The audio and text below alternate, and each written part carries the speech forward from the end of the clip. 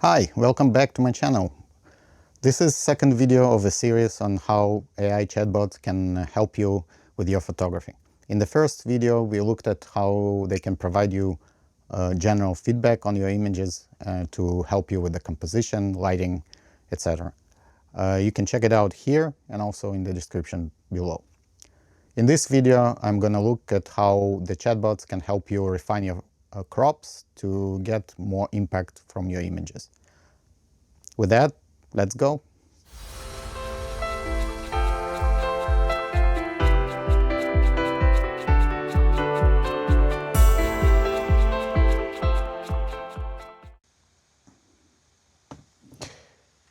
Compare the two crops and analyze as a professional photographer. Give specific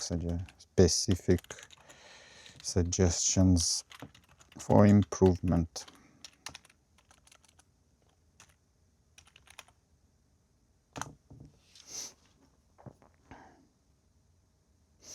Okay, two crops. Okay, it starts with a tighter crop. Let's see this one.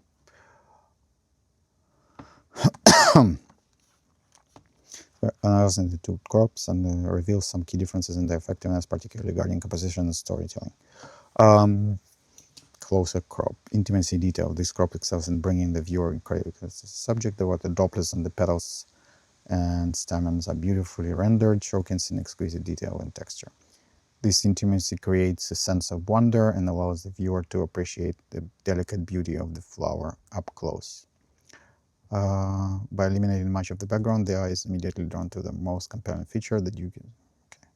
The tight crop combined with the visible water droplets evokes a feeling of freshness, tranquility, and perhaps even vulnerability.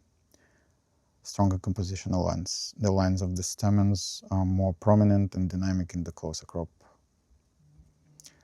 Areas for improvement, minor. Potential for even tighter cropping, while excellent, a very slight adjustment to frame out the very top.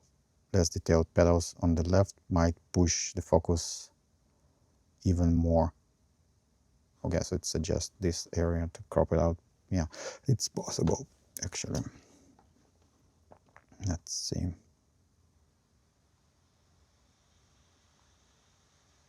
Something like that might be.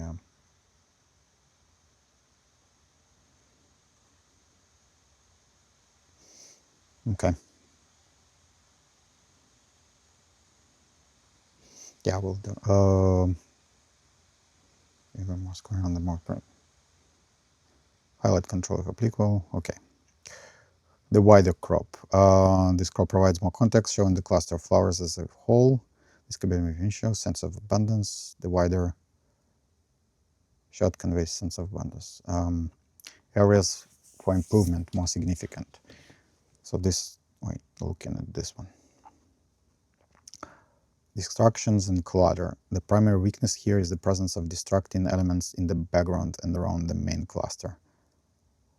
The out-of-focus elements, while blurred, still draw the eye away from the most captivating details of the individual flowers. The overall composition feels less intentional and more snapshot-like compared to the tighter crop, I guess. Loss of intimacy. The wider view sacrifices the intimate connection with the subject that is causing there. Delicate water droplets, while present, are less impactful due to the broader scale. Less defined subject. While the flower clearly is the subject, the lack of strong singular focal point makes the impact feel less powerful. Your eye tends to wander rather than settle on a specific detail. Compared to the tighter crop, this image feels a bit flatter due to the less isolated subject and the less dramatic interplay. Okay. Less effective use of depth of field. While there is a shallow depth of field, the background elements still contribute to visual noise, diminishing the impact of the beautifully rendered foreground. Okay. So it definitely likes the tighter crop more.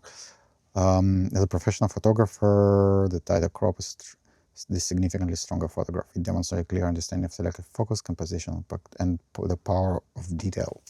It tells a more compelling visual story by inviting the viewer into the intimate world of the flower. Specific suggestions for improvement, applicable to both, but more critical for the wider shot. Embrace the slows up for subjects like these delicate flowers with intricate details. Often the most impactful approach is a tight crop that eliminates. Okay. Control the okay. Busy. Okay. Basically says that the background is distracting. Okay. Light. Okay, these are very generic.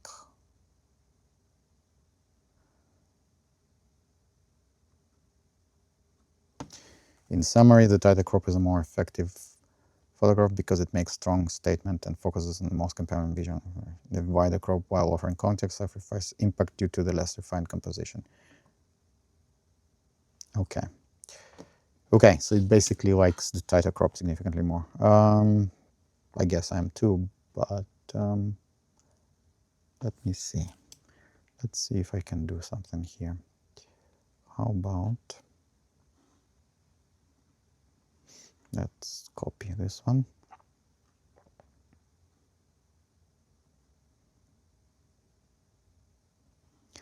Let's do a crop. I'm interested in a little more.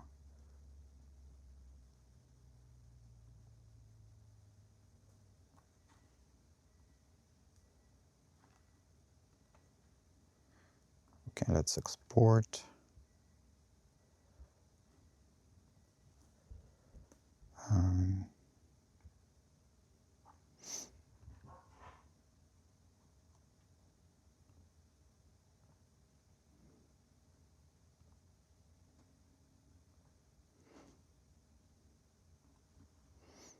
Okay, so we have this one.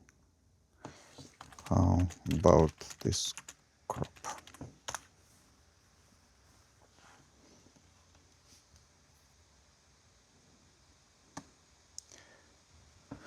The professional photographer analyzing this new crop, let's call it crop 3 of the original image, reveals a composition that falls somewhere in between the intimacies of the first close crop and the broader view of the second.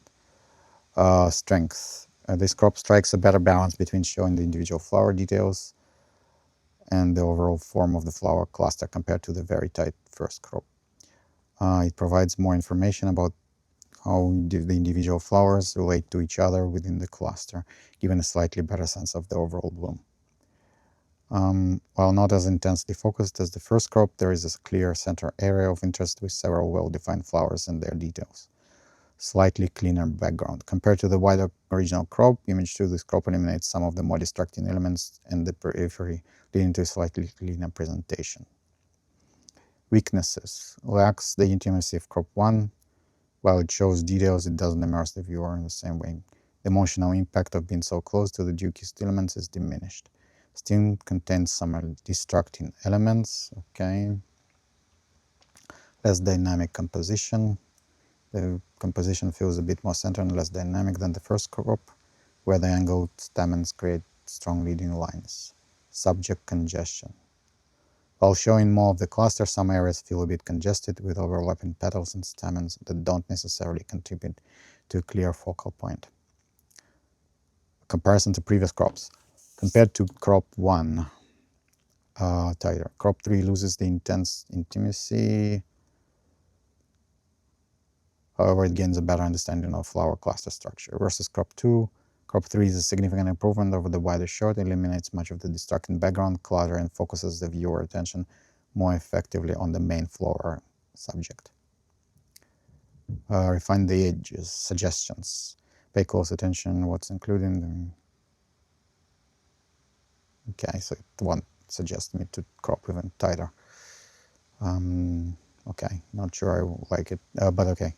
While there is a general central focus, try to subtly emphasize the particular flower or group of flowers within the cluster through post-processing. Okay. Consider rule of thirds, further background isolation. Overall assessment of crop 3. This crop represents a reasonable compromise. It's a more balanced and less cluttered image than the second crop, however, well, okay. Ultimately, the best crop depends on the photographer's intent and the story they want to say. Okay, basically it still likes the first one.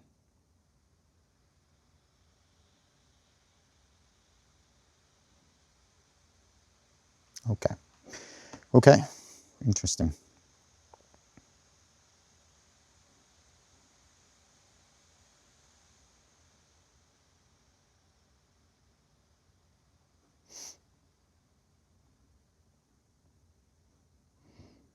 Yeah, you could probably a little tighter here. Let me see. Let me see one more time.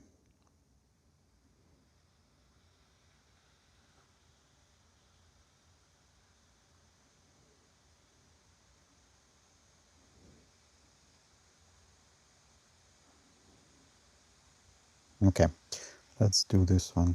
Export previous.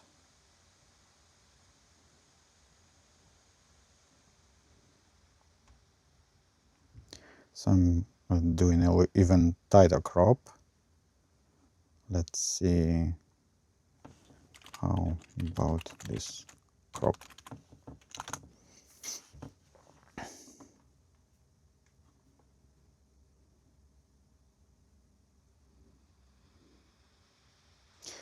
Okay, this crop is tighter, more vertical framing of the previous vertical. It's horizontal, but okay. Increases further. You've brought the viewer even closer to the core of the flower cluster. The water droplets on the petals, and especially the central budding stamens, are more prominent and captivating. This creates a stronger sense of intimacy than previous crop 3. Okay.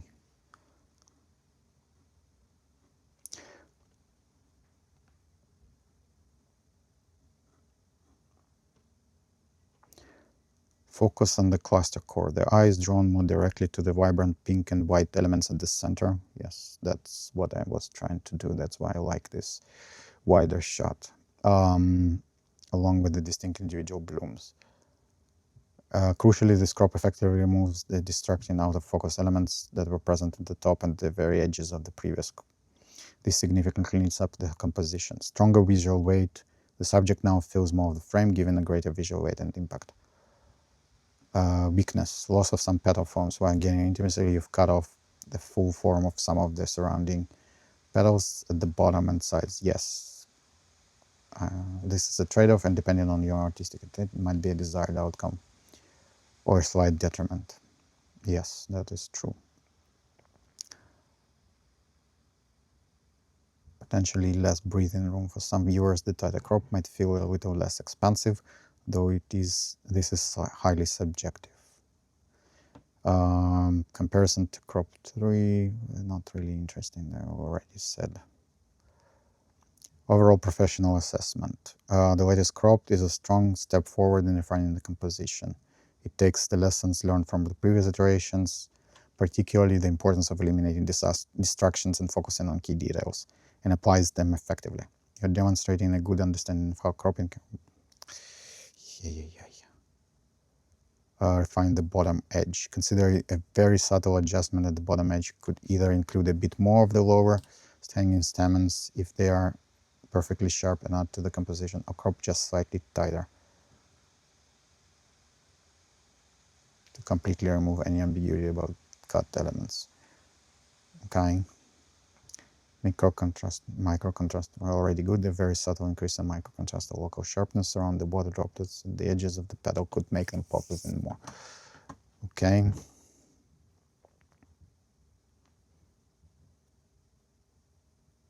Okay, yeah, so basically add vignette and maybe, okay, I'll need to work on that. Let's see regarding the,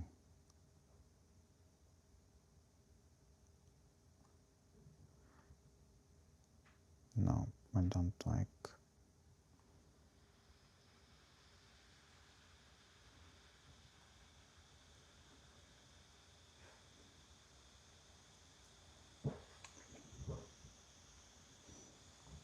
Let's do last one.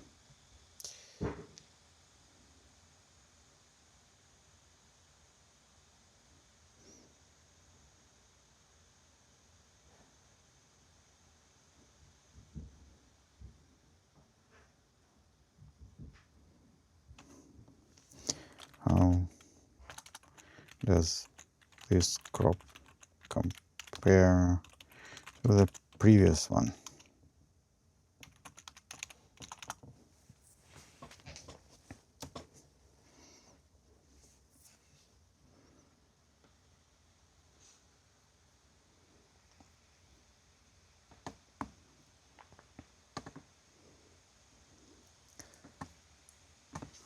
This crop brings back the lower longer stamens and a bit more of the surrounding petals.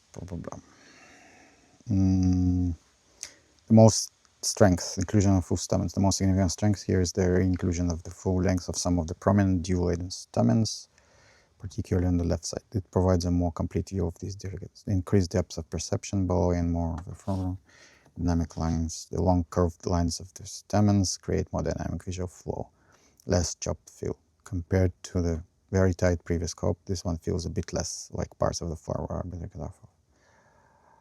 Weaknesses: slightly less central impact.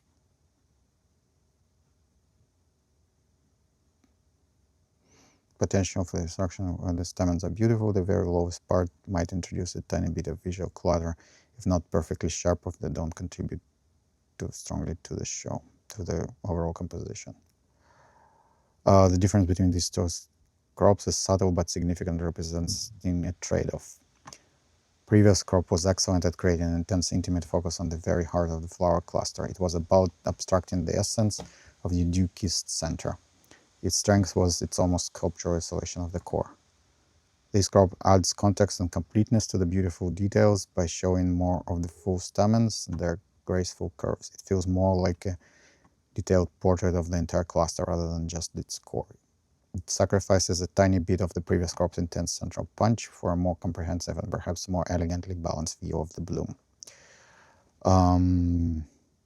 Latest crop is a very strong contender, arguably more balanced and complete than the previous one.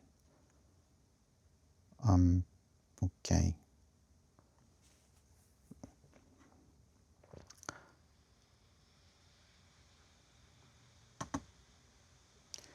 Okay. Let's see if we can, let's look at these two. Let's side by side on this one, and that's the previous one.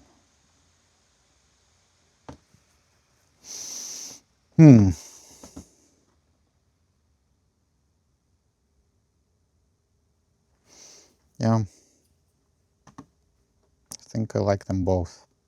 Then there is the other one. Let's see what it thinks. How does the last crop compare to the first one?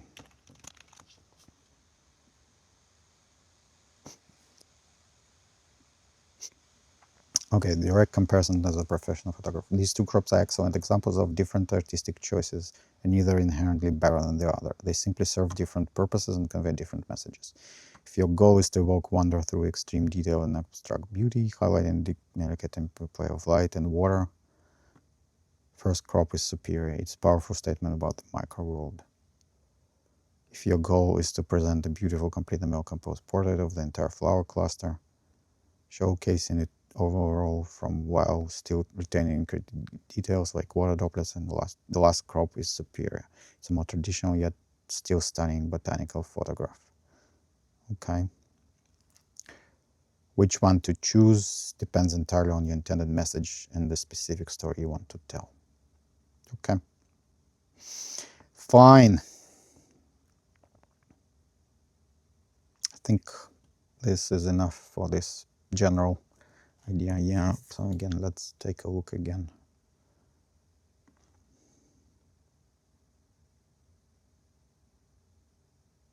It's not this one.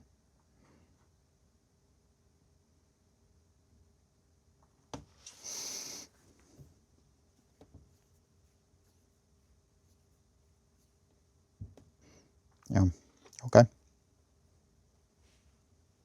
Sounds good. Well, that's it for today. Thanks for watching. I hope you found it useful. If you did, consider subscribing to the channel and leaving a like and a comment. In the next video, I'm gonna look at how you can use the chatbots to improve your editing process. If you like this video series, you might also like the video series on printing, so check it out. Thanks again, and see you next time.